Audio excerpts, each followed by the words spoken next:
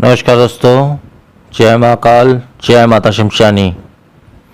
आज की वीडियो में मैं भूरा जिन्नात की साधना दे रहा हूँ, जो कि काफ़ी शक्तिशाली जिन्नात होता है और एक विशेष श्लोक में इसका निवास स्थान होता है। इस शक्ति के सिद्ध हो जाने के पश्चात जो है हम कई प्रकार के कार्य इससे करवा सकते हैं। और वैसे तो इसकी अलग अलग कई प्रकार के विधान है, शमशानी विधान भी है और भी कई प्रकार के विधान है, परंतु मैं घरेलू विधान दे रहा हूँ क्योंकि अधिकांश लोग मुझसे घरेलू विधान ही मांगते हैं। और घर में एकांत कमरे में एकांत स्थान में बैठकर जो है आप इस साधना को करेंगे तो बहुत ही अच्छा रहेगा। तो वो घरेलू विधान मैं बता रहा हूँ इस साधना का। और उससे पहले इसके कुछ लाभ बता देता हूँ, इस शक्ति का कुछ लाभ बता देता हूँ। इसके लाभ कुछ इस प्रकार से हैं, जैसे सात्विक या तामसिक दोनों कार्य करने में ये शक्ति सक्षम है। इसका सीधा सीधा मतलब बोलूँ तो ये होता है कि अच्छे या बुरे कार्य, जो भी कार्य आप इससे करवा लो, ये करने में सक्षम होता है, ये करता है। इसके अलावा सामग्री ट्रांसफर, मतलब एक वस्तु को दूसरे स्थान तक पहुंचाना, चाहे वो पैसा हो या कोई वस्तु, तो ये सामग्री ट्रांसफर का भी कार्य करता है। इसके अलावा जो है आपको जो है भविष्य की भी पूर्ण जानकारी ये देता है आपको ये शक्ति। इसके अलावा जैसे शत्रुनाश की क्रिया भी ये बहुत अच्छे से करता है, शत्रु का दमन करता है हर प्रकार से, जैसा आप कहेंगे वैसे दमन करेगा शत्रु का। इसके अलावा पूर्णतः से आपके परिवार की पूर्ण रक्षा करता है। इसके अलावा धन इत्यादि साधक को प्रदान करता है। इसके अलावा गुप्त मंत्र, अपने लोक के या अपने शक्तियों के गुप्त मंत्र भी प्रदान करता है। यहाँ तक गुप्त सिद्धियाँ या साधना भी प्रदान करता है। और इसके अलावा जो है ये अपने लोक की कुछ दिव्य वस्तुएं भी प्रदान करता है। और इसके अलावा जो है ये शक्ति जो है अपने लोक की कुछ दिव्य शक्तियाँ भी प्रदान करता है आपको। तो इससे बहुत सारे लाभ हैं इस शक्ति के, इस जिन्नात के। इसको सिद्ध करने के पश्चात ये सारी चीज़ें, सारे लाभ हमको प्राप्त कर जाते हैं। तो अब रही बात विधान की, देखो इसमें जो है घरेलू विधान मैं दे रहा हूँ। घरेलू विधान जो रहेगा 7 दिन का रहेगा। इस विधान को जो है आपको जो है अमावस की रात से शुरू करनी है और रात्रि 12 बजे से आपको इस विधान को शुरू करनी है। और जो रहेगा आपकी दिशा जो रहेगी इसमें उत्तर रहेगी। उत्तर की दिशा में आप कोई भी लकड़ी की एक चौकी बिछा ले, उसके ऊपर में काले रंग का, प्योर काले रंग का नया वस्त्र आप बिछा ले। अब उसके ऊपर में जो है आप एक कांसे का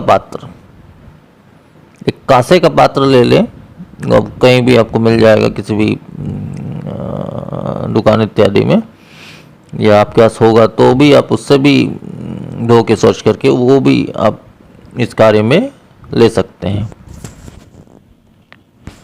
तो एक कांसे का बर्तन ले लें और थाली नुमा एक बर्तन ले लें और उसमें थोड़ा सा एक मुट्ठी चावल, श्वेत चावल, सफ़ेद चावल, बिना टूटे फूटे हुए श्वेत चावल जो है एक मुट्ठी चावल उसमें अर्पित करें। नया चावल होना चाहिए, मतलब यूज़ किया हुआ चावल नहीं होना चाहिए। ऐसा चावल जो है एक मुट्ठी उसमें अर्पण करें। और आपको एक कार्य करना है, आपको शमशान से जो है एक पत्थर उठा के लाना है, ठीक है। अब उस पत्थर को लाने के बाद उसको धो के आप स्वच्छ कर लें, मतलब नॉर्मली जल से आप धो के स्वच्छ कर लें। उसके पश्चात जो है आप जब उस थाली के ऊपर उस पत्थर को स्थापित करते हैं, तब आपको काजल से जो है, काले काजल से उसको 3 बार अभिषेक करना है, मात्र 3 बार। जिसमें किसी विशेष मंत्र इत्यादि की आवश्यकता नहीं है, मात्र 3 बार उसको अभिषेक करना है। और इसके बाद जो है आपको एक तेल का दीपक लगाना है, किसी भी तेल का लगाना है, चाहे सरसों तेल का, उसकी तरफ मुख करके। दाहिने हाथ में तेल का दीपक रहेगा, बाएं हाथ में जो है 5 सुगंधित कोई भी अगरबत्ती आप लगा लें, चल जाएगा। उसके अलावा जो है मोगरे की इत्र का बहुत अच्छे प्रकार से उस आसन में और स्वयं पर भी छिड़काव कर लें। और इसको जो है मिष्ठान का, सफ़ेद मिष्ठान का जो है भोग चढ़ाएं, मतलब कुछ मात्रा, कम मात्रा में, जैसे 2-4 पीस या कम से कम मात्रा में जो है किसी भी पात्र में, या खास तौर से कांसे के पात्र में ही इसको जो है ये मिष्ठान का भोग चढ़ाएं आप। हालांकि ये शक्ति जो है तामसिक सात्विक दोनों प्रकार का भोग ग्रहण करती है, परंतु आप इसको सात्विक की ही भोग दें। तो सात्विक दूध के बने हुए मिष्ठान का आप उसको भोग चढ़ाएं। और उसके बाद जो है एक ही दीपक लगाना है आपको, किसी भी तेल का, और 5 अगरबत्ती लगानी है। दीपक जो रहेगा दाहिने हाथ में होगा और जो अगरबत्ती या 5 अगरबत्ती जलाएंगे वो बाएं हाथ में होगा। तो इतना ही करना है। और इसमें जो है पूर्ण पवित्रता का ध्यान रखिए। 7 दिनों की जैसे साधना है, तो 7 दिनों तक जो पूर्ण ब्रह्मचार्य का नियम का आपको पालन करना है, पूर्ण शुद्धता का पालन करना है, मतलब पूर्ण शाकाहारी भोजन करना है, प्याज लहसुन इत्यादि सब त्याग देना है इस साधना में। तो ये सब बातों का विशेष ध्यान रखना है। और आप स्वयं भी काला वस्त्र धारण करके इस साधना को करेंगे तो और भी अच्छा रहेगा। यहाँ तक आपके बैठने का जो आसन रहेगा या कपड़ा रहेगा वो भी काले रंग का रहेगा, तो उसमें बैठकर जो है आप इसकी साधना करेंगे। और इसकी साधना जो है पूर्ण अंधेरे कमरे में करनी है। लगभग रात्रि 12 बजे से इसकी साधना शुरू करनी है। 12 से 4 के बीच में ये साधना आपकी पूर्ण हो जाएगी। 4 से ऊपर नहीं होना चाहिए, सुबह 4 से ऊपर ये साधना नहीं जाएगी, साधना करना भी नहीं है, क्योंकि उस समय मुहूर्त बदल जाता है। 12 से 4 के बीच में साधना करनी है। इस साधना में देखिए सुरक्षा घेरा, शरीर बंधन अनिवार्य है, क्योंकि एक जिन की साधना है वो भी जिन्नात की साधना है, तो इसमें सुरक्षा घेरा, शरीर बंधन ये करना अनिवार्य है। ये मंत्र विधि विधान मैं पहले की वीडियो में दे चुका हूँ, वहाँ से आप देख सकते हैं।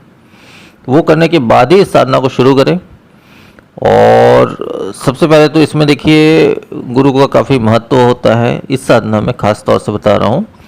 तो आपकी जो भी, ऐसा मैं नहीं कहता हूँ कि आप मेरे से दीक्षा लेके मुझे गुरु धारण करके तभी आप साधना कर सकते हैं, ऐसी बात नहीं है। आपके जो भी गुरु हों, उन्होंने आपको जो भी मंत्र दिया हो, तो अगर सही आपके गुरु हैं, जैसा भी हैं या जैसे भी हैं, गुरु के विषय में तो मैं कुछ नहीं कहूँगा, लेकिन यही है कहूँगा कि गुरु मंत्र का आप जो है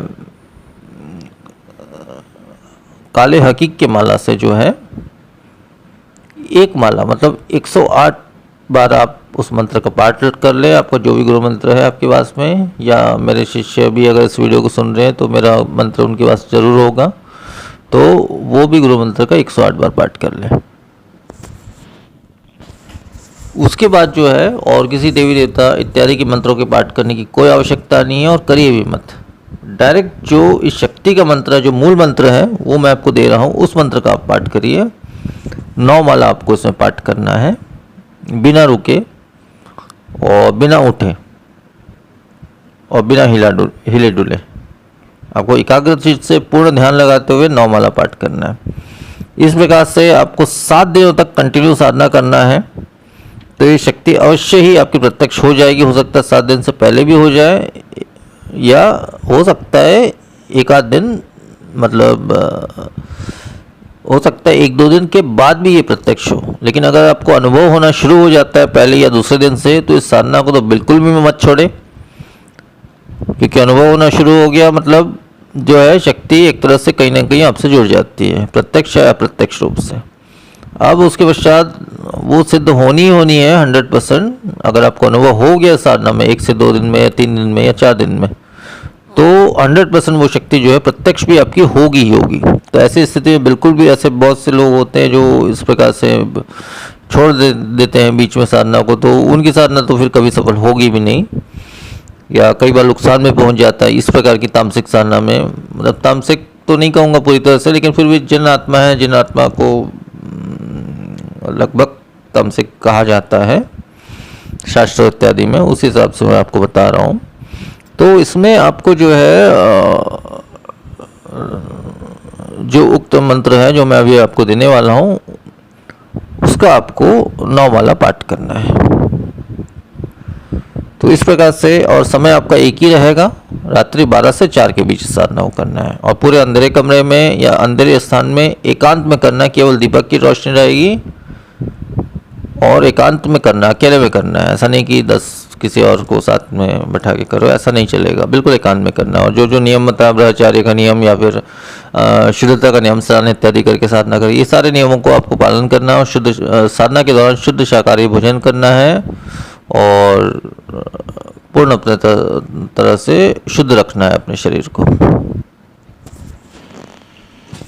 तो इतना ही मुख्य नियम है इसका, उतना ही साधना विधान है। अब शक्ति प्रत्यक्ष होने के बाद आप उससे वचन ले लें। ऐसे शक्ति उससे कैसे वचन लिया जाता है, ये पहले की वीडियो में बता चुका हूँ, वहाँ से आप देख सकते हैं। दूसरे प्रकार से आप, या फिर आप अपने अनुसार भी इससे वचन ले सकते हैं, उसमें कोई समस्या नहीं है। तो वचन के बाद ये शक्ति पूर्ण तरह से आपकी सिद्ध हो जाती है।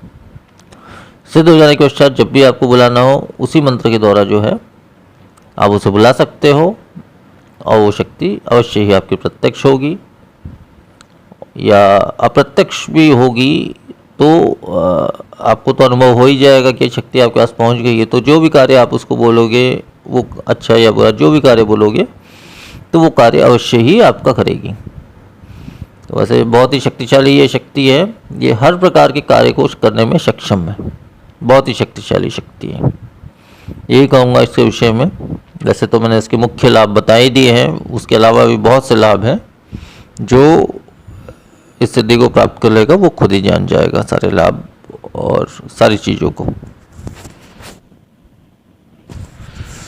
तो उसका इतना विधान है। और जो पत्थर आपने लाके स्थापित किया है, आपको केवल ये करना है कि उस पत्थर को जो है, आपकी साधना पूर्ण हो जाने के पश्चात जो है, इस पत्थर को काले कपड़े में, जो काला कपड़ा आपने बिछाया है अपने चौकी के ऊपर में, उसको जो है बांध कर, उसी काले कपड़े में बांध कर जो है किसी भी अच्छे स्थान में उसको रख देना है या जहाँ पे भी आप रखें।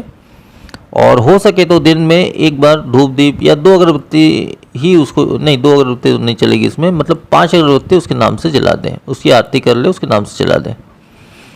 उसको रोजाना कोई भोग इत्यादि देने की कोई आवश्यकता नहीं है। और जब आप उससे कार्य लेते हैं, कार्य लेने के पश्चात भी रोजाना आपको उसको भोग देने की ज़रूरत नहीं है। आप अपनी इच्छा अनुसार सप्ताह में 1 दिन या 10 दिन में 1 दिन या महीने में 1 दिन इसको भोग चढ़ा सकते हैं। केवल मिष्ठान का ही भोग चढ़ाएं इसे, क्योंकि जितना ज़्यादा आप चढ़ाओगे उतना ज़्यादा उसका डिमांड बढ़ता चला जाएगा। इसलिए केवल मिष्ठान का, वो भी थोड़े थोड़े मिष्ठान, मतलब ज़्यादा से ज़्यादा 1 पाव, उससे ऊपर नहीं। तो इतनी सारी चीज़ें जो है, गुप्त चीज़ें मैंने बता दी है इसके विषय में। और काफ़ी शक्तिशाली जिन्नात है, आपके हर एक कार्य को करने में सक्षम है। तो वो मूल मंत्र बता दे रहा हूँ उस शक्ति का, जिस मंत्र से जो है ये शक्ति आपके प्रत्यक्ष होगी और आपसे जुड़ेगी। और ये सिद्ध मंत्र है, इस मंत्र को अलग से सिद्ध करने की ज़रूरत बिल्कुल भी नहीं है। तो वो मंत्र इस प्रकार से है: अल हाजर मत भक्तो 18 कोस पीछे तो 12 कोस आगे हाजिर हो, बाबा आदम लोक का भूरा जिन्नात, जो ना हो तो दुहाई गुरु गोरखनाथ की। मंत्र एक बार फिर से बोल दे रहा हूं: अल हाजर मत भक्तो 18 कोस पीछे तो 12 कोस आगे हाजिर हो, बाबा आदम लोक का भूरा जिन्नात, जो ना हो तो दुहाई गुरु गोरखनाथ की। तो मंत्र बस इतना ही है और इतना ही संपूर्ण विधान है इस साधना का। तो आज के वीडियो में फिर इतना ही। नमस्कार, जय महाकाल।